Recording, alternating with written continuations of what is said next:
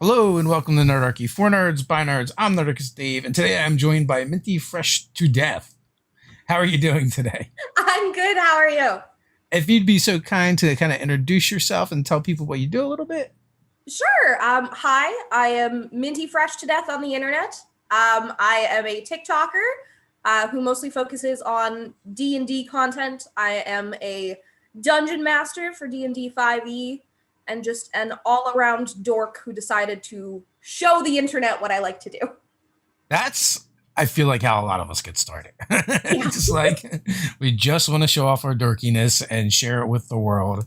Yeah. You Um, got to tell a funny story or something, and then it just snowballs. and as always, folks, there will be links down in the description so you can go check them out. So, how did you wind up with the Minty Fresh to Death tag? Oh, well, mint green is my favorite color. And at one point I did have mint green hair, so people called me Minty as like a joke, or toothpaste was another common nickname for me at the time. So I originally started by using Minty Fresh on like old online games back in like 2011. And Minty Fresh was taken when I joined Instagram. So I added the to death at the end because fresh to death was like an expression at the time. Uh-huh. So that's how it came to be. It's like a little morbid now that I think about it, but it worked and I just kept using it because people don't seem to take that one.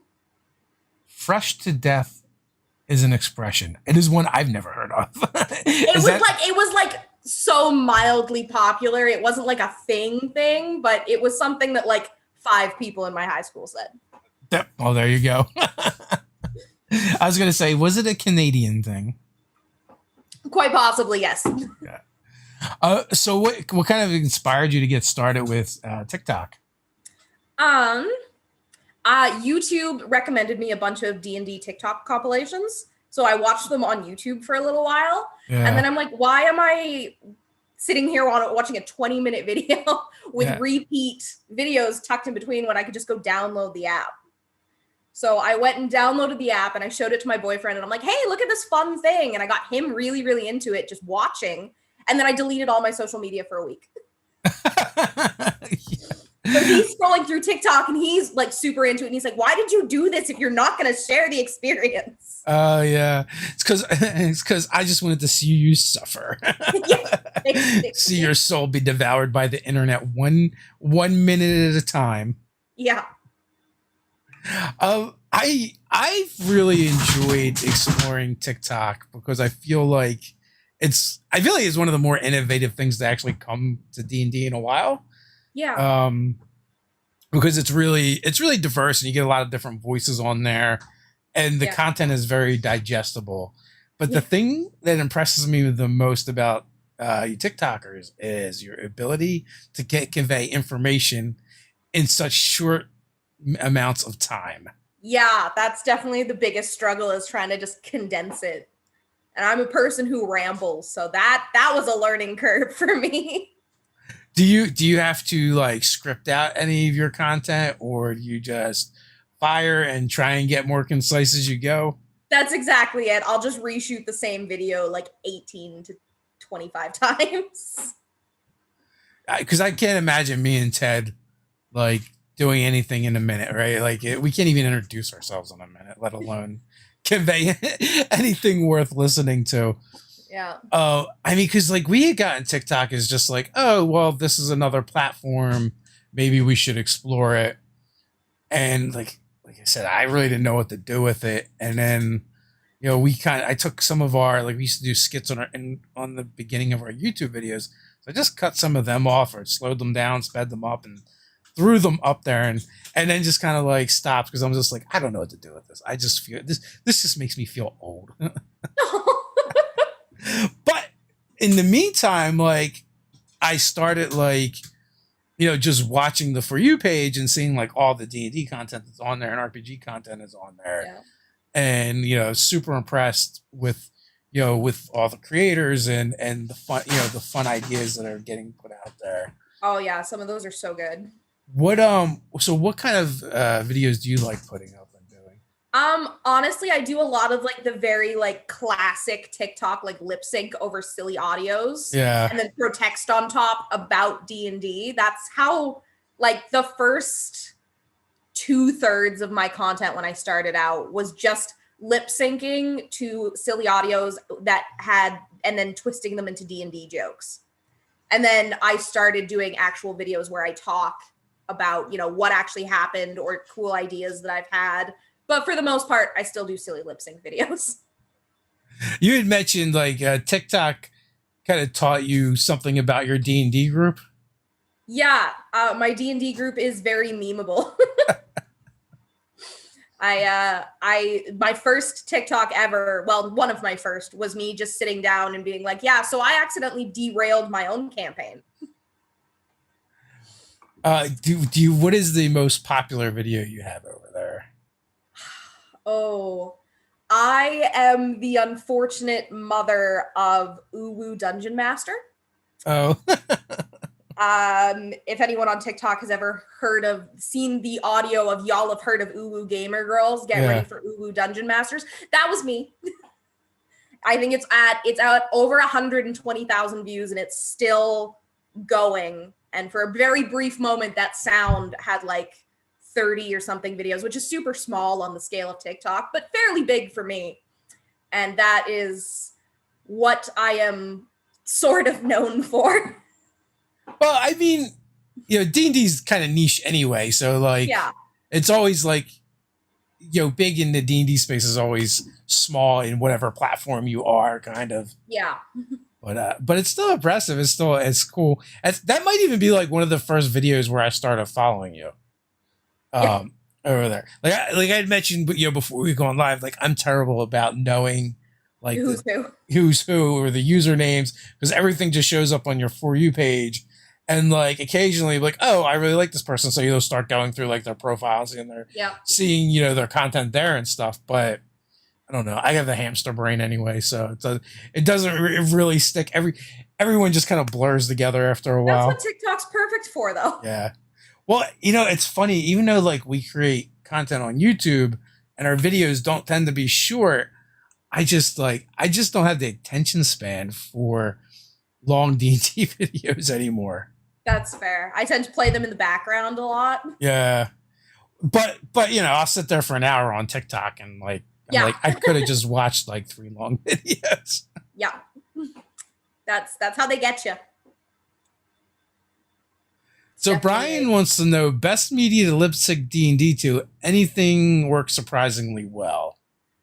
It's surprisingly easy. A lot of the time I just find either sounds that like random creators have used and I'm like, oh, I could work with that. Yeah. Or I'll just do a bunch of trending sounds all at once. And I'm like, next session, I'm sure something will happen that this sound will be related to. Yeah. So, do you also do like tip style videos as well? Not super often. I definitely don't do them as regularly as some other content creators do.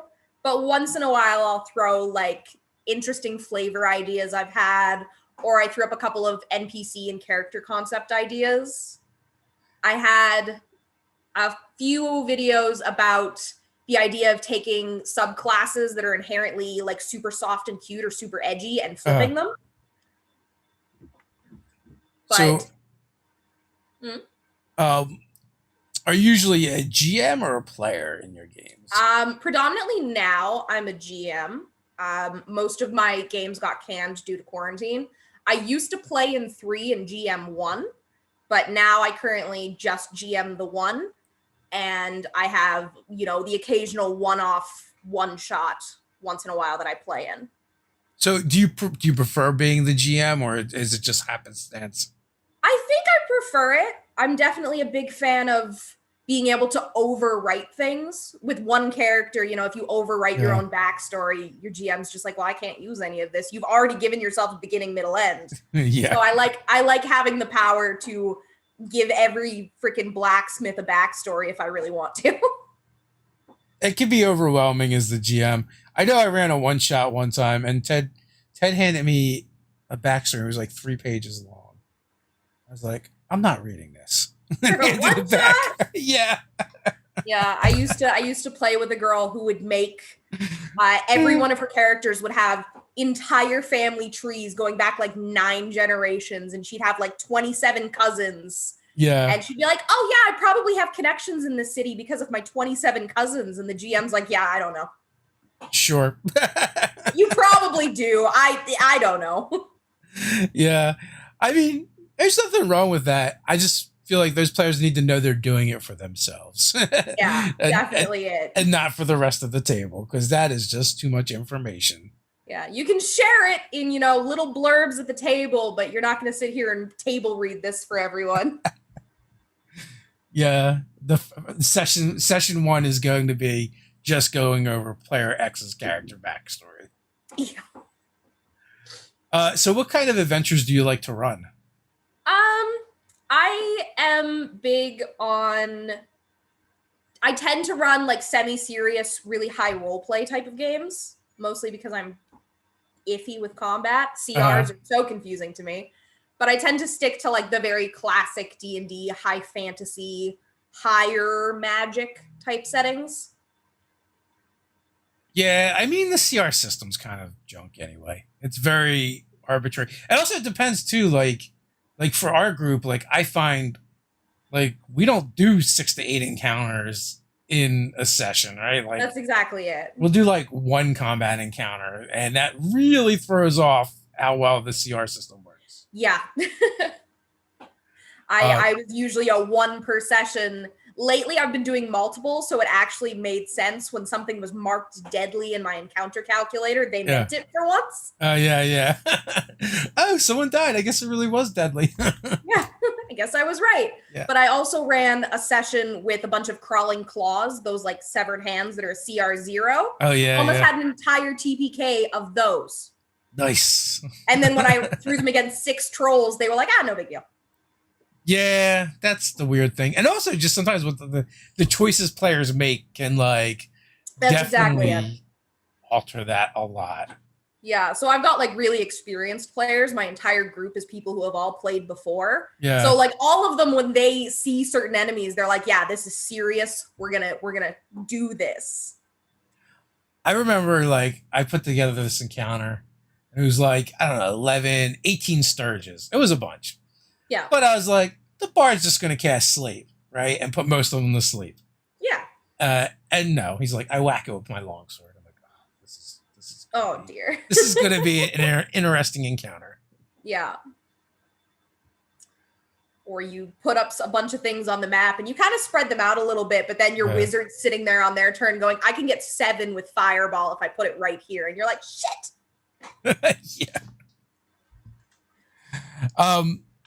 So, which I guess you started more recently, so you probably started with 5e. Yeah. Have you branched out to any other RPGs? Not particularly. I did try Frostgrave for the first time about a week and a half ago, which is a bit more just classic tabletop. But other than that, I've never tried anything outside of 5e. I once saw a Pathfinder character sheet, and no offense to anyone who plays Pathfinder, but I died a little inside. Oh, yeah. So there's a Path Builder app that makes it a lot easier, but still, there's definitely a lot more moving parts to that.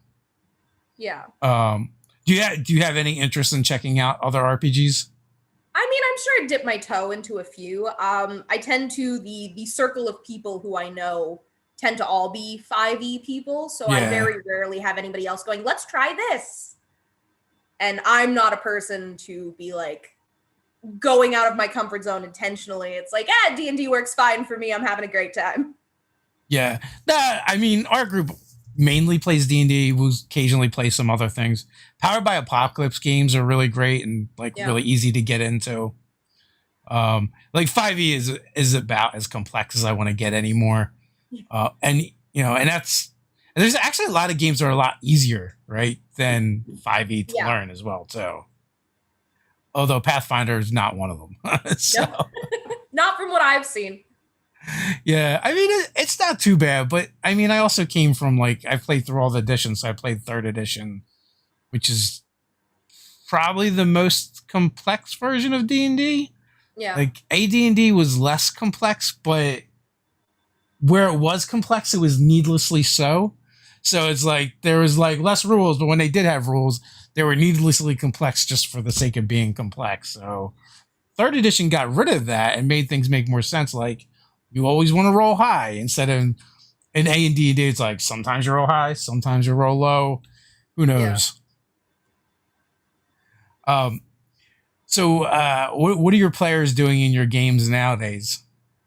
Currently, they are on a 12-day walk through a very dangerous mountain pass. So I took the heavy role play that's normally in my campaign and I threw it out the window.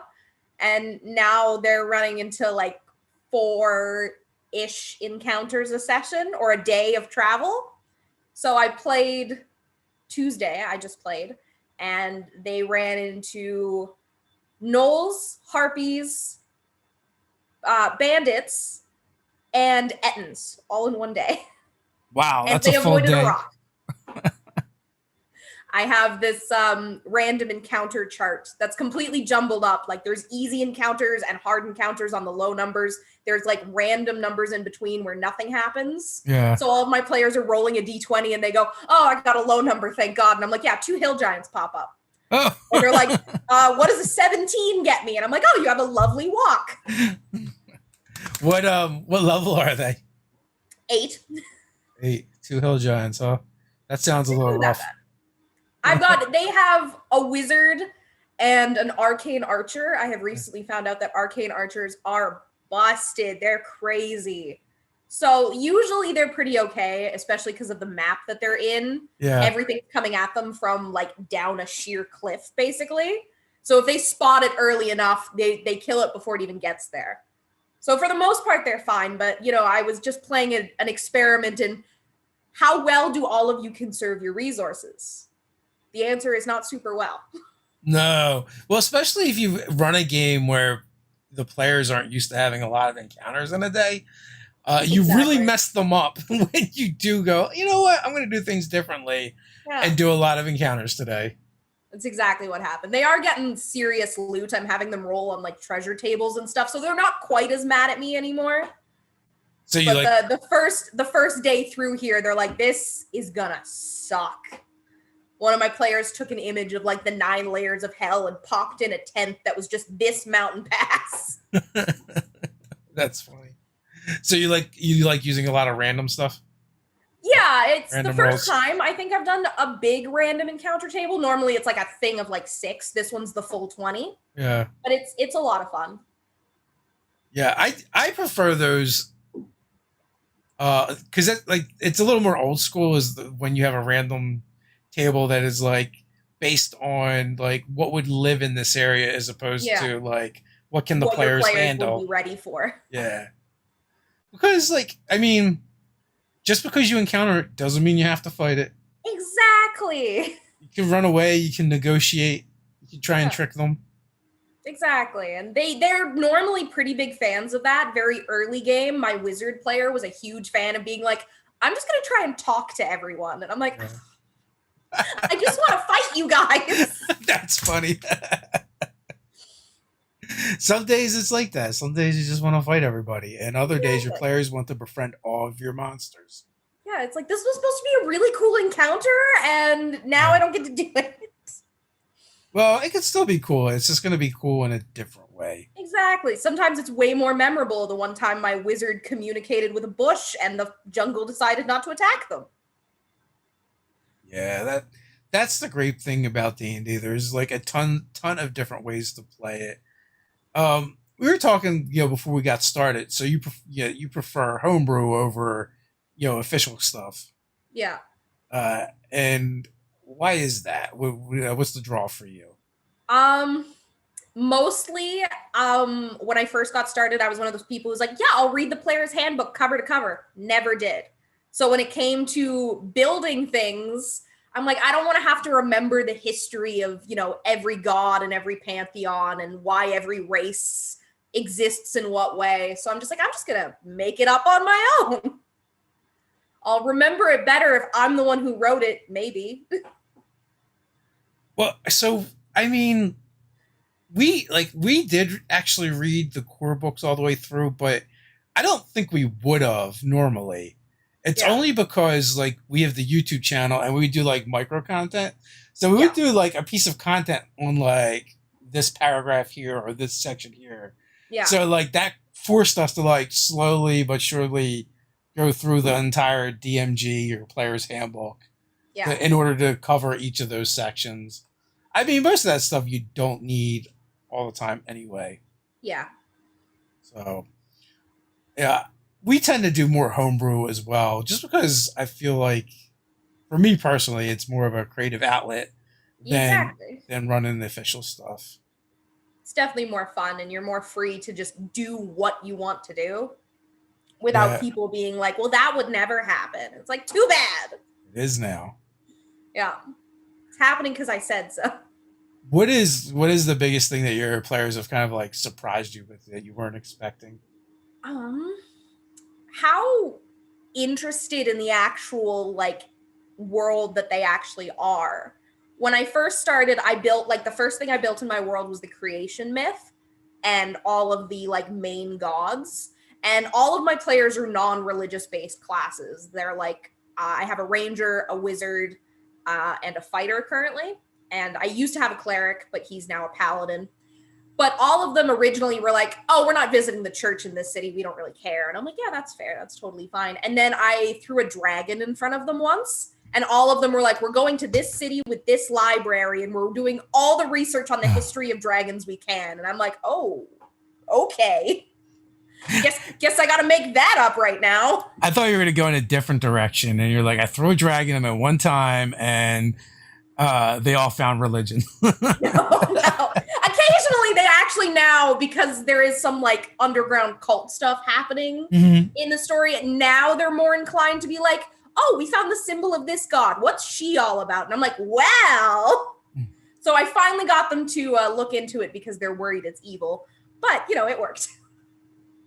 Just takes a little evil to get things flowing. Exactly. Introduce one sketchy priest and they'll want to know everything. Yeah. Do your players have a favorite NPC? They have a couple. One of them they're really big on is one of the first NPCs they ever met was a tiefling named Kiris, who is essentially the mayor of this city's really overworked assistant. He basically they're in a relationship and it's kind of sketchy and most of my players realize it, but one of my players is just like, no, they're so cute. But they're a big fan of him because he's basically a ripoff of Korg from Thor Ragnarok. Okay, yeah. Very much that sense of humor and my worst possible impression of that voice. Nice. And they're a big fan of him. Another NPC was like slightly rude to him once, and they hate that NPC now. Yeah, it's like, no, never, ever, ever. She's actually like helped them out quite a few times, and they're like, no, we still hate her. And that NPC and the one that they like, the tiefling, might be sketchy as well. They honestly, one of my players had like a really, really good theory for him being the big bad once, and I'm just like, I kind of want to take that now. That's good. I said do it. Go for it. Yeah, just crush their souls. Not that you need my permission, but I love doing stuff like that. Like, if my players come up with an idea that's better than what I originally thought of, I will just switch. Yeah. And by the time it happens, they'll never even remember that it was their idea in the first place. Yeah. Or either that or they will, or they'll be like, see, I knew all along. And then they feel, I was right. Yeah, then they feel you feel really you good about it. That's what happened. Yeah. I totally did not just steal your idea. Yeah, definitely not. When you do play, what do you like to play? I'm a big fan of Clerics. The first character I ever played was a cleric, so they're like, you know, in my heart. I also have a huge love for like necromancy for absolutely no reason. I've played a necromancer and I played a character who was straight up undead, like she was a zombie. Yeah. And I'm a big fan of all that spooky stuff. And when Blood Clerics came out, I was like, yes! Still haven't played one, never got the chance to. But when I found out they were a thing, I'm like, I need this in my life so badly. Well, necromancers, death is right in your name, so I guess that checks out. That's true, actually. I never thought of that. What is the draw for clerics to you? what brings you back to them, or is it just the fact that was the first thing you played? I think it was the mix. I played a life cleric, so I was not only a really heavy caster, but I was also a fucking tank. Yeah. So I loved having the ability to just like wreck face with magic, but at the same time, every now and again, I'm like, nah, this guy's annoying. I'm gonna walk up and hit him, and I could. Yeah. So I liked having both. I've recently discovered a love for paladins in the same way, but I think if I had to pick, I like clerics a little better. Yeah, Ted is a big cleric player. I like playing clerics that aren't like that type of cleric. Like when the party's like, I need healing. You're a cleric. And I'm just like, not that type of cleric. Yeah, am I though? Yeah. Oh, the first cleric I played, I didn't realize it at the time, but it was my boyfriend being like, oh, you could play this, you could play this, you could play this. He's like, oh, I think you'd really like cleric. It had nothing to do with the fact that his party didn't have a healer. Definitely not. No. He fell right into that trope. That bastard. Yeah. And then I picked life cleric too, because I was like, oh, I don't know, just the first one in the book, and it was life cleric. So yeah. I was the like supreme healer, but I also played my character as, you walked into lava, I'm not helping you. You're too dumb to heal. You're fine. If you can't learn to stay out of the lava, I can't heal you. I can't deal with this. True story too. He walked straight into the open mouth of the volcano. Like, I'm not even kidding. Yeah, somebody should have stepped on their head. Yeah. I did lose a character to lava. Yeah, he survived. We managed to get him out. It took a serious amount of greater restoration to bring back his legs, but he was okay.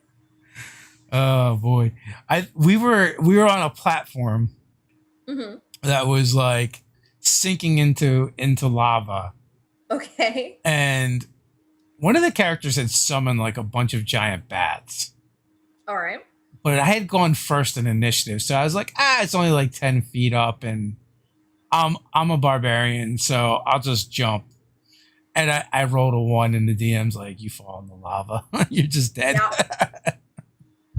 I'm a barbarian, so are like famous last words a lot of the time. That checks out. Also, like one of the characters I was playing recently was a Twilight cleric. Oh, those are fun. They are fun, but he was like, his backstory was he was raised by goblins, so he like did things like a goblin would. Yeah. So also very, very tanky. Also always hid in the back. And the DM would look at my armor class one day. He's like, "Why are you always in the back?" I'm like, "He doesn't want to go up there. People are stabbing them." Yeah.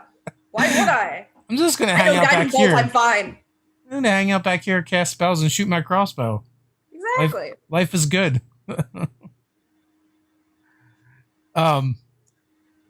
So I guess all of your gaming now is kind of online. Yes. Pre-end times, do you prefer gaming online or in person? I definitely prefer in person. I'm one of those people who like make snacks and things. Oh, nice. Me and my partner both are obsessed with feeding other people, so we would always make dinner and all that jazz. The last game we ever had was on Halloween. Not the day, but it was a Halloween special. Yeah. It was the last game we ever played in person, so we had candy, we had cake, we had dinner. Everyone wore Halloween costumes because I told them if they didn't, they'd be rolling at disadvantage. And we played like Halloween one-shot with our existing campaign characters. It was like a story within a story. And the last time I had my entire party together for in-person gaming, I TPK'd them. Oops. And that was the last time that my party has been able to come to my house and all sit at my table and play with me. Was that the first time you killed any of your players' characters? No. One of my players went down like actual full-on death a couple of sessions before that with the incident of the CR0 crawling claws. Oh. It was a bunch of CR0 hands, and my ranger full-on died. Fortunately, at the time, we had a cleric in the party who fixed them. They had just bought diamonds for Revivify like the session before. Oh, and nice. it's like, oh, thank goodness. And then the Halloween episode, everyone died. And then a few sessions later, that ranger got turned to stone. But we fixed him. The ranger is still alive. So was the one shot with different characters? No, it was the same characters. I framed it as it was an NPC telling them a story, and their storytelling skills were just so good that they actually played the story. Okay. So like one of those like it was all just a dream type of sessions, whereas this one it was all just, you know, a story, and they did not win the story. The story did not have a happy ending. Did you know that was a strong possibility going in? Yeah, I did. I was a homebrew boss that they fought, and he was really, really beefy. And I didn't stack the deck against them intentionally, but after the fact, when the fight was over, I'm like, that was a little mean. Sorry, guys. Oops. They were about like level 6 at the time too, so it's just like I lowered a lot of like the mob monster stats for that reason, but the boss was still really bad. But when it was over, the boss only had 3 HP left. Like it was like slimmest margin of error ever. But I gave the boss counter spell, so oops. Hey, why not? Exactly. The best is when you have a boss and they use counterspell and they counterspell the cure spell. Yeah. Cure wounds. We had that a couple times where it was the counterspell back forth thing. It just like lets the players know that this particular boss is going to be a dick. When you go to heal one of the party members and you're the DM is like, counterspell. No. No. I don't think so. What was your big bad for that fight? It was a person named Sothis, Lord of Spiders. It was essentially the lord of a town had gone insane and sold his soul to a god to become like a super powerful like warlock type thing. So he was like a warlock and a sorcerer multi-class, basically. He had a little bit of both. And he was just this crazy dude who spied on his town using spiders and like the find familiar thing. Yeah. And I accidentally made him too sympathetic because, you know, the reason he went crazy was his subjects were always criticizing him, no matter how many times he tried to improve himself. So bullied. The reason my party lost is because one of my players was like, you know what? I'm going to use my action to give this guy a hug. See if that works. It did not work. The power of love and friendship did not see them through. I'm like, dang it, I got to stop making sympathetic villains. I think that's good though. Like you make your players feel, you know, that's what we want as GMs. Yeah, I guess. In that particular instance, the rest of the party was like, "Why? Why would you do that?" And they lost by 3 hit points. Yeah, that's brutal. Yeah, I haven't killed anybody in a while. The last character death was technically it wasn't my fault. That's fair. Always. They had been fighting they had been like facing off against this creature that had been mind controlling reptiles and dinosaurs. Okay. And the bard decided to transform into a T-Rex. Oh no. So I was like, okay, I guess make a saving throw. Yeah. and this particular creature had a grudge against my wife's character. So her character got murdered by the bard in T-Rex form. Ooh. She got chomped to death. I mean, she also got better because they did have Revivified, but yeah. The bard made that encounter much harder than it was going to be. Yeah. So definitely awkward between those two characters for the next few sessions. Yeah, well, it had already been awkward. There had been a lot of things going on. Oh no. Yeah, so like in that particular world, it's all the races are reptilian creatures like dragonborn, kobold, turtles and stuff. So all the players were playing reptilian creatures except for the one, and they were playing a human. And in that setting, the humans are, you know, more primitive and more tribal, and they played it as the human was actually adopted by a dragonborn house, and Yep. my wife's character was like, well, how did you end up adopting the human? And it's like, did you find them or did you take them? And she's like, I took them. So she stole them when he was a toddler.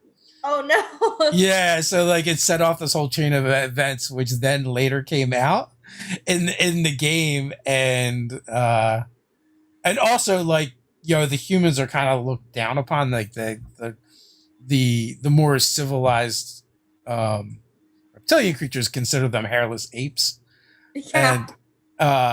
and primitives. But yeah, so like so there was already a bunch of stuff kind of being stirred up about, like, it kind of came out that once the parents discovered that their child was missing, the mom had committed suicide and was upset, and then the dad like saw it happen and got cursed by this event, and kind of like swore vengeance. It became this like were iguana creature Okay. that was like, one, trying to get back his son, and two, trying to avenge his wife's death.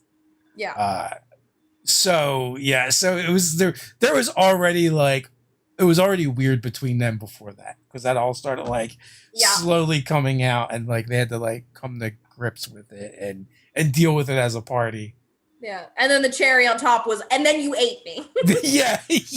So, and then you chomped me to death. Yeah. Yeah. What a way to go. Oof. Covered in T-Rex spit. Gross. And it's funny that you have a party of all reptilians, because I do too. Oh, nice. For no world building reason. When we were playing session 0, my entire party, one of them was like, yeah, I want to be a dragonborn, and the other one's like, oh, I had an idea to be a turtle, and then the other one's like, yeah, I wanted to play lizard folk, and then my last player was like, oh, I was just gonna be an elf, and they're like, no, you gotta join. So he ended up being a Yuan-ti pureblood, and then that player switched characters later and is now also a dragonborn. So my entire party is reptile based, and they call themselves the Lizards of the Coast. Oh, that's funny. We had never did it, but we had talked about doing a skit called Lizards of the Coast, and it would be like someone dressed up as a lizard folk doing customer service for a fantasy RPG company. Yeah. Named Lizards of the Coast. That's great. Yeah, it was pretty fantastic. Are they indeed adventuring on the coast? No, they're pretty landlocked at the moment. All of them came from relatively coastal areas. Okay. So it kind of made sense, but for the most part, we've been to a few coastal towns, but nothing stays the same in there. There's a lot of walking in my campaign. Well, I feel like there's a lot of walking in D&D in general. That's true. It's like Samurai Jack. Yeah, so it just works. Yeah. Samurai Jack, one of my favorite cartoons. Yeah. Never appreciated it at the time, but looking back on it now, I'm like, oh, this was actually really good. Yeah. Although I did never think about all the walking, but it's true. There was a lot of walking. Yeah. Yeah, this party that I'm running for, we have 2 Yuan-ti purebloods. Mm-hmm. A lizard folk, a dragonborn, and a human. So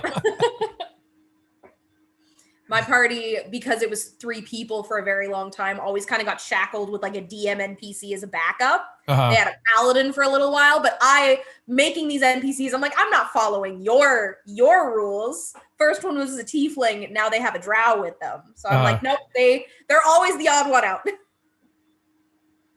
And do you do that to fill a specific role, or just an extra body? Yeah. When it first started, like I said, I had a cleric to begin with, but he stopped playing for a while because life. So my party was a ranger who used swords, close range ranger, a fighter who used a bow, and a wizard. So my ranger was the only melee and the only tank. So I'm like, ooh, and they had no healer too. So I'm like, you guys need a paladin. The ranger was the healer. The ranger was healing themselves for the first few sessions. It was like a joke that every fight the ranger would be making death saves at least once. Nice. Yeah. First combat I ran, I nearly outright killed the ranger with giant crabs. Like basic giant crabs, they were level 3. Ranger ran in head first, and the rest of the party was like, "Yeah, we're gonna stand back here." And I'm like, "Oh no." Did they get grabbed? They probably got grabbed. They got grabbed. They almost got dragged into the ocean. The giant crab is my favorite beast companion. Oh yeah, they're cute. I always picture them cute, anyways. Well, they got eye stalks, which is like googly eyes, and like exactly. I like speaking in crab, so That's true. That's very true. The little pincer hands are always fun. And of course, obviously, you have to every once in a while, occasionally, give the giant crab a short sword or a dagger. Oh, I've never done that. That's a good call. It's an absolute must. My wizard's familiar is a howler monkey, and recently he gave the monkey a crossbow, and he's like, "Can my familiar use a weapon?" And I'm like, "Technically no, but because it's funny, why not?" So now they have. Is it a little crossbow? I think it's just a hand crossbow. Yeah. Yeah. So it looks like a ballista in the howler monkey's hands. Exactly. So they gave the monkey like a little like Rambo bandana and a crossbow. Oh my gosh. And now my wizard's every now and again he's like, "Can my familiar be on the field with us? Can he shoot?" And I'm like, fine." I have a Lizardfolk character that I'm playing because the DM's like, "Well, we're gonna be playing you're gonna start off near a swamp, in a town near a swamp." Yeah. And they're just like, "But you can't be from that swamp. You have to be from somewhere else." So I was like, "Fine." So I'm playing a Lizardfolk that is a swamp to swamp sows lizard. Selling like Kirby vacuums and things. Whatever. I at one point tried selling one of the party members. They're Warforged. It seemed like that's fair. Okay. That's fair. I've played a Warforged. The weirdest things will happen with those. For sure. So do you hit any conventions in Canada? I do when they're open. I tend to stay very very local just because money. But I do go to my local Winnipeg conventions when they happen. I'm really hoping we have our Comic-Con this year. We have Central Canada Comic-Con, or C4. And that normally happens in like roughly October. Yeah. So we might be able to have that one maybe in small scale. But normally I would have gone to one in July called Icon, which is like an anime convention. But that one didn't happen. Do you get dressed up? Do you cosplay? Yes, I do. I tend to make one like big cosplay a year that costs way too much money. And I'll run around in it for a weekend and just completely destroy my eating and sleeping habits for a few days. What is the first cosplay you want to do when you can go back to it? I'm not entirely sure. I've been doing a lot of like original character ones lately on just a smaller scale, but my heart keeps telling me that I want to do Percy DeRollo from Critical Role. Okay. Mostly because of the pretty coat he wears. Like I also have the same fixation with Molly Mock, is just the really nice coats. Yeah, it's all about the coat. Daffy always puts his damn characters in really cool coats, and I'm like, I want that. So I'm not 100% on who will be the first on my return, but there's an inclination to lean towards D&D. In the past, I've done a lot of video game ones, but I might go that way for this one. So I take it you're a critter then. I am one of the worst critters out there because I've never watched all of Critical Role at all. I've seen a lot of it, but I've never seen the end of either campaign. Because I don't know if that makes you the worst, but okay. Yeah, I mean, I'm one of those who it's like I know what happens, I know the whole story because my partner watches them like start to finish, and then I'll be like behind a couple episodes, and he's like, "Can I tell you what happened, please?" And I'm like, whatever. Instagram already spoiled it for me, anyways. Yeah. Are there any other streams that you're interested in? I've seen the Dungeon Cast a few times. and I'll occasionally listen to The Adventure Zone. Okay. I'm really bad for podcasts because I don't have like lengthy commutes to anywhere, so I don't have those uninterrupted hours.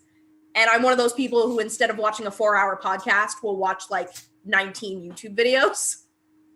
No, I totally get that as a total mood. I just don't like watching D&D and RPGs to be in general. It's like That's sports, like where I'd rather be playing than watching. That's also true, yeah. I mean, I appreciate that they do it, and I even like when we started like putting our games up. I always thought it was weird. I was like, I don't know, who's gonna watch this? And then it's like, that's fair. And then like those some of those streams have a lot of views on them. And I was like, and also they were terrible when we used to do it, because we did it when we first started in like 2014, and we would just put like a webcam at one end of the table, and hang a mic, and that was it. And it was like we would just like record them and put them up. I was like, why are people watching these? Yeah, I feel like there's like a lot more thought that goes into those than you would think. Because I've considered streaming my games before. I don't have the tech to do it yet, but I've considered it before, and I'm like, you have to set up so many things, and you have to kind of write a campaign that's not only like internet friendly, but also one that's like linear enough that if your players won't get too distracted. Because like, I mean, my players have done weird shit, and I'm like, nobody would want to watch a 4-hour stream of my players building a cart and painting it like the Mystery Machine. Like, maybe somebody would, but I've had entire sessions dedicated to just nothing, but also something. And I'm like, why would anyone put this up? I feel like that's just D&D though, right? Like it is. And it's one of those things where it's like, also my players and I, we get distracted. We'll go on tangents about silly things. And it's like, you wouldn't be able to put that on the internet and be like, this is a show, pay for it. Yeah. Or, sub to this or whatever it is. There's definitely a big difference now between like just putting up a game that you're playing with your friends and like putting together and producing a show. There's definitely like a new standard for like the professionally produced ones. That's basically why we stopped. Like, we finished up a game where we were just kind of recording stuff, and I was like, we either have to like step this up a lot or maybe just not do it. And also, like, what we did was a little unfair to our friends, because we were like, hey, we're doing this thing and we want to record it and just put it on the internet. And they're like, I guess. So, that's also it, right? You have to find a party who's comfortable with that too. And I mean, I think I'd probably be okay with it. Obviously, I put myself on the internet, but I was like, I don't know if I'd be comfortable being a player, especially during those like really intense role players or those like really raw moments, and being like, everyone's gonna see this. Yeah. You guys have a lot of like intense emotional moments like that? Not super intense. I haven't made anybody cry yet. I've come close. But I mean, we're also only level 8. So it's definitely one of those things where it's like, I'm waiting for them to happen. There's a lot of like backstory points and plot points that I have on me where I'm like, when this hits, it's gonna suck for everybody. Do you have pinned down which player you're gonna make cry first? Yeah. Definitely. I did have that happen on a stream, and I was like, it was the first time it had actually happened like in a game. Yeah. And I was like, what's going on here? Are you okay? Like, and they're like, no, it's good, it's fine. Like, I'm really into it. And I'm like, okay. I mean, I'm real emotion or role play emotion. What did I do? Yeah, what's happening here? I think it was real emotion, but they were just like really vested in the character, and that's exactly it. And it was like a dramatic scene. And it was their fault too, by the way. Like, they were on their way to bargain with hags to try and get like this cure for this drug that had been going around town. Okay. And like the side effect was with the drug was if you started going through withdrawal, you would eventually turn into a troglodyte, because the drug was called stank, and it was made from the pheromones from the troglodytes, and they would like inject themselves with it. Oh, As a matter of fact, like the town, like there's a couple times they would have to interrogate someone that got picked up for being out of their mind on the drug, and they like dubbed it the stank tank, where the junkies would be held, yeah. or the people are under the influence of stank. But so they're on their way, and that particular player was like, I bet like this isn't going to be like your regular just like trade them goods or go on a quest. This is going to be like some fairy tale stuff. Yeah. And I was like, well, it is now.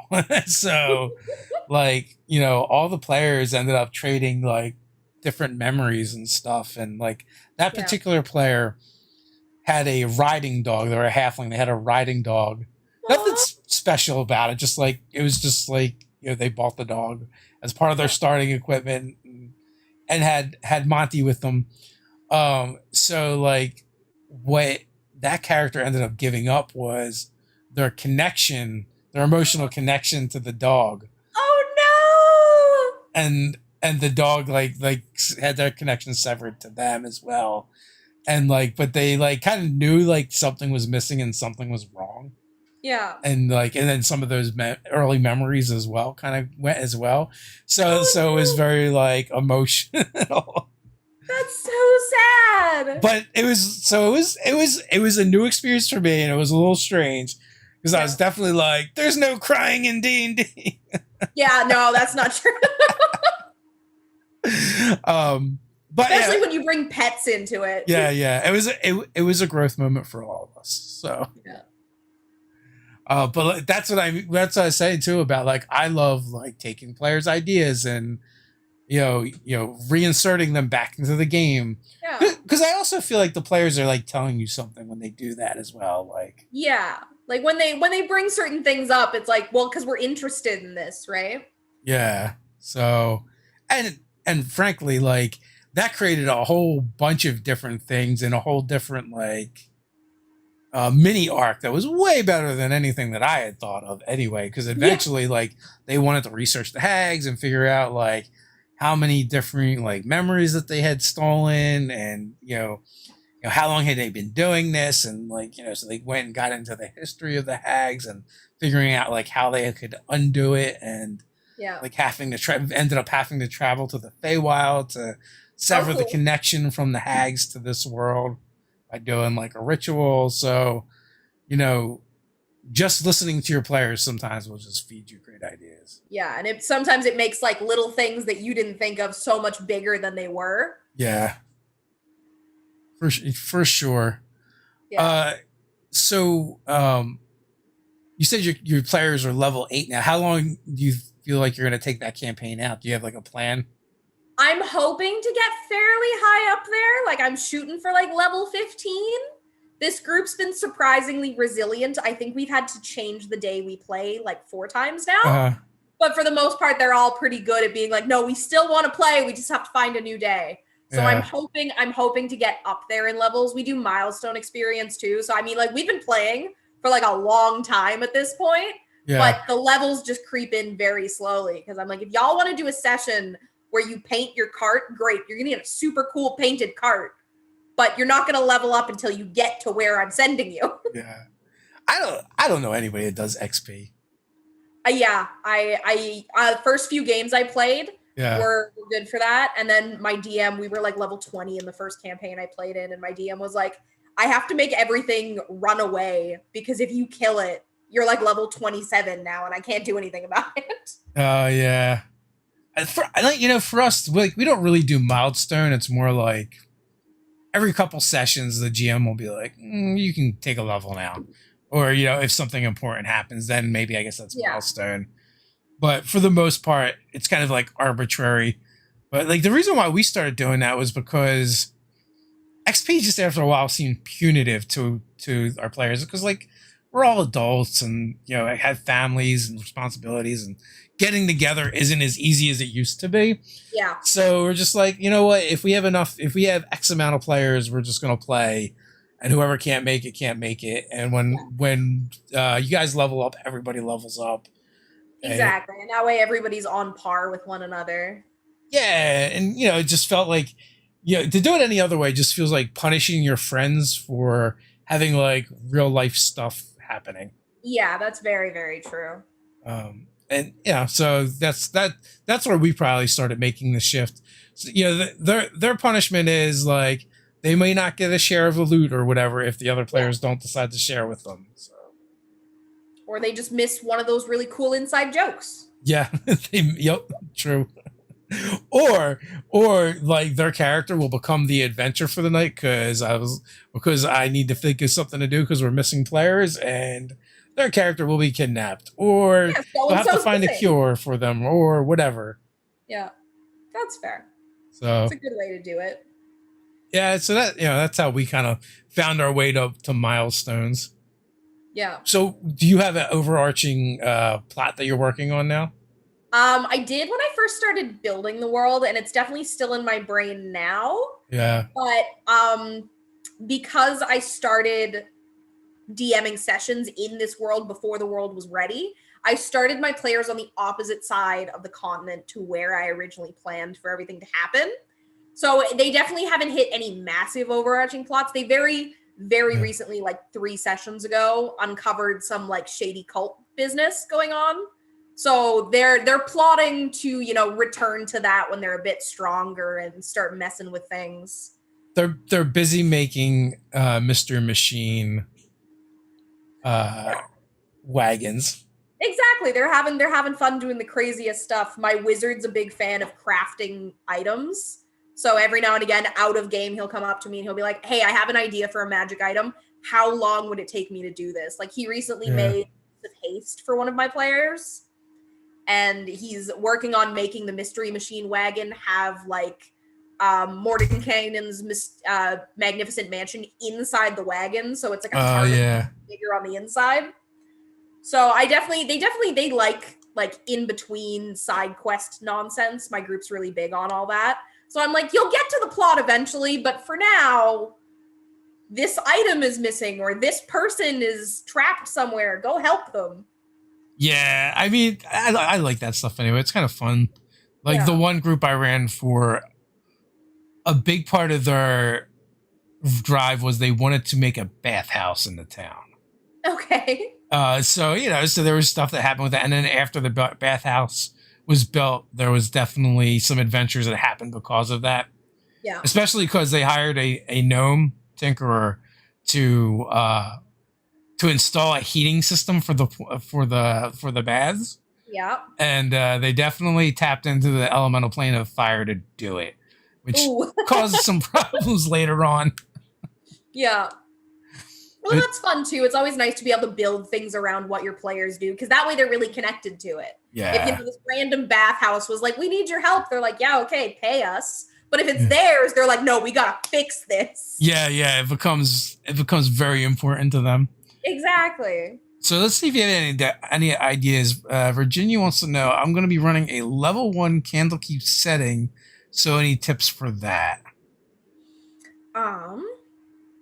Level 1 tends to be, I don't want to say boring, but it is very, very simple. Yeah. So definitely be careful, because even if you have like a level 1 wizard, a level 1 cleric, and you're expecting cool stuff, level 1 is very hard to keep your players safe during. I tend to start my campaigns at level 3, but if you've got really, really new players, level 1's good.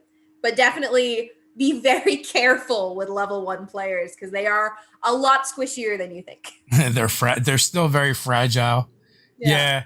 Well, I mean, a good way of doing that is presenting them with more problems than combats. True, especially if you're doing Candlekeep, because I think Candlekeep's one of like the spookier ones. You can definitely lean into more of the mystery side of things than the actual direct fight parts. Yeah, Candlekeep,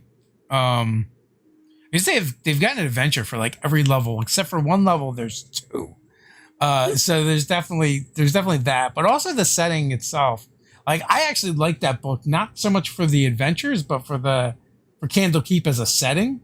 Yeah. I think is a really cool idea, and I feel like you could spend a lot of time with just social interactions and exploration And the that's another library. great thing about like books is you don't have to do exactly what the book says. Yeah. If it gives you like a cool starting idea, but you don't necessarily like the adventure that they have planned for that level, you can always tweak it and make it your own. You're not chained to the book once you decide that that's what you're running. You can always like branch off into other things. Yeah, so I think Candlekeep is a good place to start level 1, and you'll be able to ease into the actual tougher adventuring stuff, with that kind of a setting. Yeah. Plus, So it's fun to see the growth from how small level 1 starts. yeah, That is really cool for we started so small. Look how cool we are now. yeah, like our first games we started level 1 for 5e, and then like soon after that it's like pretty much everything starts at level 3, because like that's when you have everybody's got their subclass and you feel like you're the thing you started feel like out to your be. own character at that point. So we are at the hour mark. Final thoughts before we head out? This was lovely. Thank you. I don't know if I have any super final thoughts. I guess I should technically plug myself. Go check me out on TikTok. Yes, check Minty Fresh to Death out. There's a link in the description. Yes, there is. Thank you for remembering to do that when I didn't. But thank you so much. This was so much fun. Well, thanks for coming on, and until next time, everyone, stay nerdy.